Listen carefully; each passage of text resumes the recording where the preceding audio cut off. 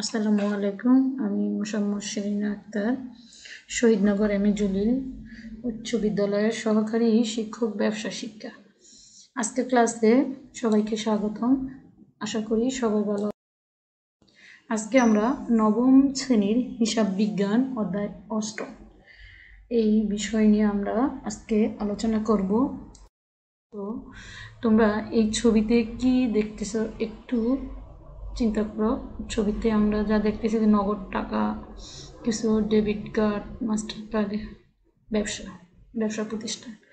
তো এই ছবি দেখে তোমরা বুঝতে পারছো একটা ব্যবসা প্রতিষ্ঠানে নগদ লেনদেন বা বাকি লেনদেন। তোমরা বলো একটা ব্যবসা অধিকাংশ লেনদেন নগদে না বাকিতে সংগঠিত হয়, বলতে পারো? একটা ব্যবসা প্রতিষ্ঠানে নগদ এবং বাকি দুই লেনদেন হলো অধিকাংশ লেনদেন নগদে হয়ে থাকে। তোমরা নিশ্চয়ই জানো যেই বইতে সকল প্রকার নগদ লেনদেন লিপিবদ্ধ হয় তাকে কি বই বলে? বলো তো দেখি। যেই বইতে সকল প্রকার নগদ লেনদেন লিপিবদ্ধ হয় তাকে নগদান বই বলে। তাকে নগদান বই বলে। এখন আমরা জানবো নগদান বই কি, নগদান বই কীভাবে কাজ করতে হয়, নগদান বইয়ে কয় প্রকার, কত প্রকার, কী কী, এই বিষয়গুলো আমরা প্রথমে দেখো একটা ছবি। নগদ লেনদেন বলতে কিন্তু এখন শুধুমাত্র হাতে নগদ যেন ব্যাংকের যে লেনদেনগুলো হয় ওগুলোও নগদ লেনদেন হিসেবে লিপিবদ্ধ থাকে। এখন আমরা জানি নগদান বই কি।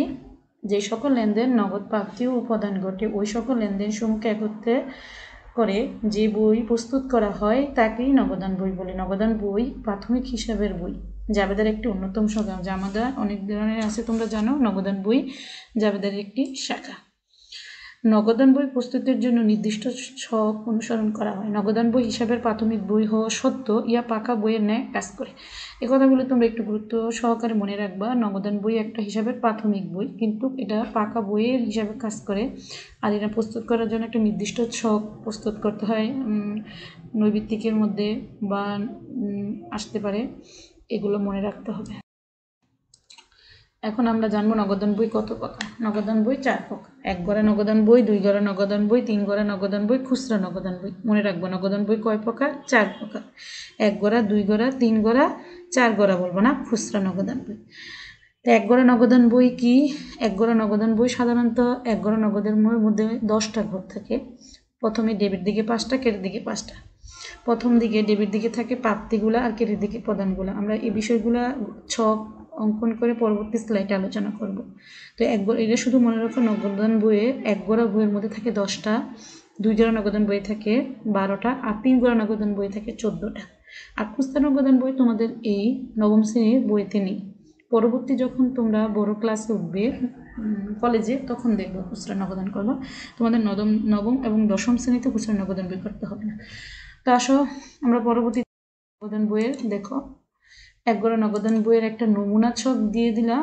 আমরা এভাবেই ঘরটা আঁকবা। ডেবিট দিক, ক্রেডিট দিক। প্রথমে 5টা ঘর আছে: তারিখ, প্রাপ্তি, রসিদ নং, খতিয়ান পৃষ্ঠা, টাকার পরিমাণ। আবার ওইদিকে তারিখ, প্রদান, ভাউচার নাম্বার, খতিয়ান পৃষ্ঠা, টাকার পরিমাণ। এখন 1 গড়া নগদান বই যখন তুমি 2 ঘর আঁকবা তখন টাকার ঘর হবে 2টা। একটা হচ্ছে নগদ টাকা, একটা হচ্ছে ব্যাংক টাকা। আর 2 দিকে ঘর বাড়বে, 2টা দুটো করে বাড়লে তো 12টা হয়ে যাবে। আর 3 ঘরে যখন নগদান বই আঁকবা, অঙ্কন করবা একই, শুধুমাত্র তখন থাকবে নগদ, ব্যাংক, ভাট্টা। ঠিক সেমভাবে ক্রেডিট দিকে থাকবে নগদ, ব্যাংক, ভাট্টা। তো আমরা আগে প্রথমে জানি ডেবিট দিকে কি আসবে। একটা ব্যবসা প্রতিষ্ঠানে যত ধরনের টাকা আসবে, ব্যবসার মধ্যে আগমন করবে বা ব্যবসার মধ্যে ঢুকবে, এই লেনদেনগুলোকে তোমরা ডেবিট দিকে প্রাপ্তি হিসেবে লিখবে। আর যে লেনদেনগুলো নগদ টাকা চলে যাবে যে লেনদেনের মাধ্যমে, এগুলো তোমরা ক্রেডিট দিকে লিখবে। এখন আমি যদি বলি একটা ব্যবসা প্রতিষ্ঠানের মালিক মূলধন আনয়ন করল, তাহলে নগদান বইয়ের কোন দিকে আসবে? ডেবিট দিকে আসবে না ক্রেডিট দিকে আসবে? টাকা ব্যবসার মধ্যে যদি মূলধন আনে হয় তাতে ব্যবসার মধ্যে টাকা আসবে, তাহলে নগদান বইয়ের ডেবিট দিকে বসবে। আমি যদি বলি বেতন প্রদান করা হলো 5,000 টাকা, তাহলে নগদান বইয়ের কোন দিকে যাবে? ডেবিট দিকে যাবে না ক্রেডিট দিকে যাবে? এটা ক্রেডিট দিকে যাবে। কেন ক্রেডিট দিকে যাবে? কারণ এতে টাকা চলে গেছে। আমি জাস্ট একটা উদাহরণ দিয়ে বুঝিয়ে দিলাম। তোমরা পরবর্তীতে যখন অঙ্ক করবা তখন এই বিষয়গুলো আরও ডিটেলস আলোচনা করা হবে। 2 গড়া নগদান বইয়ে যদি একই সেম, কিন্তু যদি টাকা আসে নগদে আসে নগদের করবে, যদি চেকের মাধ্যমে আসে ব্যাংকে তখন ব্যাংক ঘরে বসাতে হবে। আবার টাকা যদি নগদে চলে যায় তাহলে নগদের ঘরে বসাবে, আর যদি টাকা ব্যাংকের মাধ্যমে যায় তাহলে ব্যাংক ঘরে বসাতে হবে। থিমটা একই থাকবে, যে টাকা আমার ব্যবসার মধ্যে আসলো না টাকা চলে গেল। এই বিষয়টা যদি খেয়াল রাখো, যে ব্যবসার মধ্যে যদি টাকা আগমন হয় তখন ডেবিট দিকে বসবে, আর যদি টাকা চলে যায় তখন ক্রেডিট দিকে। এখন কোন লেনদেনগুলোর মাধ্যমে ব্যবসার মধ্যে টাকা আসে আর কোন লেনদেনগুলোর মাধ্যমে টাকা চলে যায়, এই বিষয়গুলো তোমাকে মনে রাখতে হবে। একক কাজ। এখন আমরা একটু দেখি, আমি যতক্ষণ আলোচনা করলাম তোমাদের এটা কতটুকু তোমাদের মাথার মধ্যে ঢুকছে। আমরা প্রথমে দেখবো একগড়া নগদান বইয়ের কয়টি কলাম আছে। একগড়া নগদান বইয়ে কয়টা কলম আছে তোমরা একটু চিন্তা করো, অবশ্যই করো।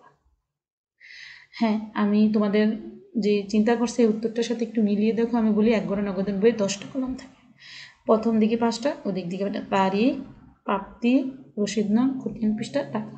আর ওদিকে ক্রেডিট দিকে থাকে তারিখ, প্রদান, রসিদ নং, খতিয়ান পৃষ্ঠা, তারপর হচ্ছে টাকা। দ্বিতীয় প্রশ্নটা, ব্যবসার নগদ প্রাপ্তি নগদান বইয়ের কোন দিকে লিপিবদ্ধ হবে? নগদ প্রাপ্তি নগদান বইয়ের কোন দিকে লিপিবদ্ধ করতে হয় একটু চিন্তা করো। আমরা পরবর্তীতে তোমাদের এটাও আমি তোমার উত্তরটা বলবো, তোমরা তোমাদের সাথে উত্তরটার সাথে একটু মিলিয়ে দেখবে। নগদ প্রাপ্তি নগদান বইয়ের ডেবিট দিকে বসে, আর নগদ প্রদান নগদান বইয়ের ক্রেডিট দিকে বসে। আশা করি তোমরা প্রথম ক্লাস হিসেবে এই বিষয়গুলো যদি মনে রাখো, পরবর্তীতে তোমাদের যে অঙ্কগুলো আসবে, প্র্যাকটিক্যাল অঙ্কগুলো তোমরা করবে, তখন তোমাদের খুব কাজে দিবে। নগদান বই কয় প্রকার? 4 প্রকার। 1 গড়া, 2 গড়া, 3 গড়া, খুচরা। আর নগদান বইয়ের অঙ্কন করার পদ্ধতিটা দেখানো হলো, 1 গড়া নগদান বইয়ে 10টা, 2 গড়া নগদান বইয়ে 12টা, 3 গড়া নগদান বইয়ে 14টা। আর নগদ যদি প্রাপ্তি ঘটে তো নগদান বইয়ের ডেবিট দিকে বসে, আর যদি প্রদান হয় টাকা চলে যায় তাহলে ক্রেডিট দিকে বসে। আশা করি তোমরা এই বিষয়গুলো খুব মনোযোগ সহ। এখন দলগত কাজ তোমরা একটু দেখো, এদিকে একটা ছোট্ট একটা অঙ্ক দেওয়া হলো, তোমরা জাস্ট দলগতভাবে এই বিষয়গুলো একটু মনে রাখবা, যে কোনটা ব্যবসার টাকা আসলো এটা কোন দিকে বসবে, আর কোনটা টাকা গেল এটা কোন দিকে বসবে। আমি এই উদাহরণগুলো তোমাদের পূর্ববর্তী স্লাইডে দেওয়া হয়েছে। ব্যবসায় মূলধন আনয়ন করা হলো 5,000 টাকা। এখন এটা কি নগদান বই ডেবিট দিকে বসবে না ক্রেডিট দিকে বসবে? তোমরা একটু ভাবো, পরবর্তীতে আমি উত্তরটা তোমাদেরকে দিয়ে দেব। নগদে বেতন প্রদান 500 টাকা, নগদে মাল ক্রয় 2,000 টাকা, বাড়ি ভাড়া পাওয়া গেল 500 টাকা। এদিকে 2টা লেনদেন ডেবিট দিকে বসবে আর 2টা লেনদেন ক্রেডিট দিকে বসবে, কারণ 2টাতে মাধ্যমে টাকা ব্যবসার মধ্যে আগমন হয়েছে আর 2টার মাধ্যমে লোন টাকা চলে গেছে। তোমরা একটু খাতায় লিখবে, লিখে তারপরে আমি যে উত্তরটা বলতেছি এখন এটার সাথে একটু মিলিয়ে দেখবা।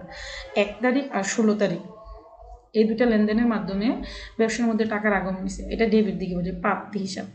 আর নগদে বেতন প্রদান আর নগদে মাল হয়, তাতে ব্যবসার মধ্যে টাকা চলে গেছে। তোমরা মনে রাখবা, বাকির কোনো লেনদেন বা অনগদ কোনো লেনদেন নগদান বই আসবে না। হ্যাঁ, ঠিক আছে, মনে রেখো। তোমরা এখন দেখো, আমি যেগুলা স্লাইডে কিছু লিখলাম আরও আছে, এর বাদে এই এই লেনদেনগুলো নগদান বই আসে না।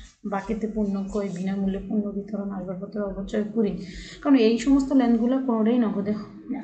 অতএব তোমরা একটু মনে রাখবা যে এগুলো নগদান বই অন্তর্ভুক্ত হবে না। তোমাদের জ্ঞানমূলক প্রশ্ন আসতে পারে, নগদান বইয়ে কী কী অন্তর্ভুক্ত হবে না তা লিপিবদ্ধ হবে। তো এই ধরনের কিছু লেনদেন দেওয়া থাকবে, তোমরা এগুলো লিখে দিবে। আরও থাকতে পারে, আমি চুরি হয়ে গেল, দুর্ঘটনাজনিত যদি কোনো পণ্য চুরি হয়, মানে নগদ বাদে অন্য কোনো লেনদেন নগদান বইয়ে আসবে না।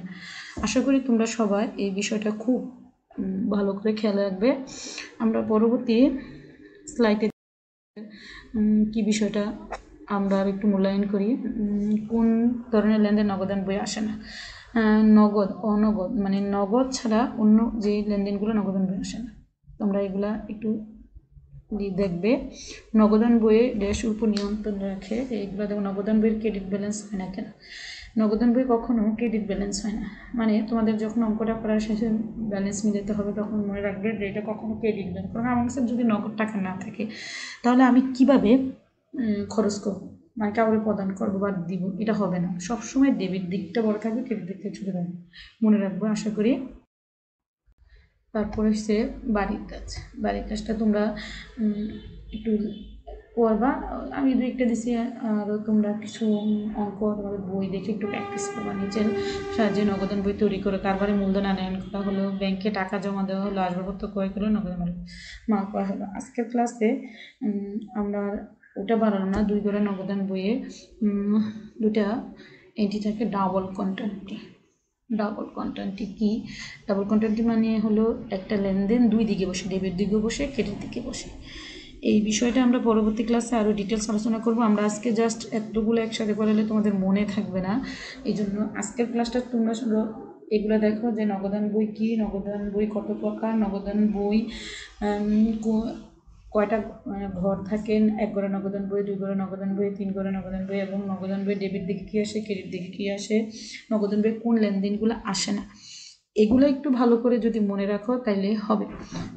কিন্তু আমরা 2 ঘরে নগদান বইয়ে কীভাবে করতে হবে, 3 ঘরে নগদান বই কী করতে হবে, এই বিষয় নিয়ে আমরা পরবর্তীতে আরেকটা ক্লাস করবো। তাহলে তোমাদের এই বিষয়টা খুব ভালোভাবে জানা হয়ে থাকবে। তো তোমাদের আমি আবারও বলি, নগদান বইয়ে ডেবিট দিকে কি আসবে, যত প্রাপ্তি, আর ক্রেডিট দিকে কী যাবে, যত প্রদান, মানে যেমন নগদ টাকা চলে গেছে। তো এই থিমটাই যদি মনে রাখো তাহলে তোমরা কিন্তু অঙ্কটা করা অনেক সহজ হয়ে যাবে নগদান বইয়ে। পরবর্তীতে এই অঙ্কটা দেখবে বাড়িতে। ধন্যবাদ। আজকের মতন তোমাদেরকে সবাইকে ধন্যবাদ। আশা করি তোমরা সবাই ভালো থাকবে।